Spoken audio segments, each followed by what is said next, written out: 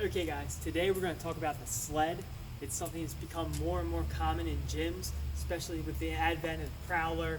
CrossFit kind of adopted them and they've really expanded the use of them. Before about 10 years ago, you only really heard about sleds if you followed Elite FTS, Westside Barbell, what Louis Simmons was doing. It's a great modality because you can train the lower body pretty heavy without putting a lot of strain on the low back. You can use it as a recovery modality because there's not a lot of eccentric stress, so you don't get a ton of muscle damage. It doesn't really wreck your CNS. You can apply it in 100 different ways. But there's two things that I consistently see people are as technique errors they're doing over and over again and not getting out of. The first one is on pushing.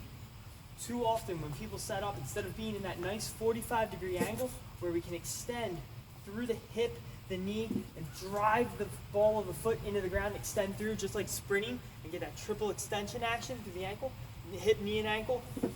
They're arching up really hard, kind of instead of using their core, they're using their low back, just like when people squat with that huge arch, they're overarching, driving that pelvis into the lumbar spine and putting a lot of stress right across that L4, L5, S1 vertebrae, and using that to brace off of instead of their core.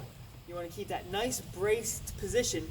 That way you're in a good spot where you can use your glute to drive through and extend through and push that sled. The other thing that I see is when people are pulling too often, just a traditional forward sled drag, no special dragging.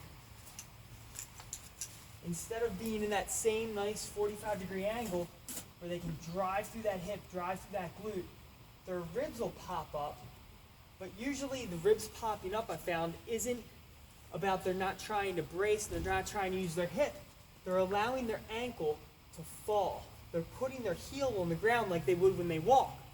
So instead of driving through, they're reaching too far forward, putting their heel down, and that's pulling them up as they're against the ropes, against the straps.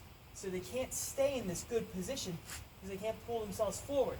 So really the trick to that is, one, think I need a stiff ankle, but two, don't overreach to the front. Keep that rib down.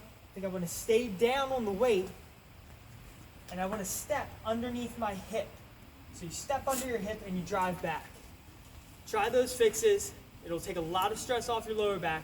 It'll make your sled dragging much more effective, and you'll actually be a lot stronger, a lot quicker when you're pushing or pulling the sled.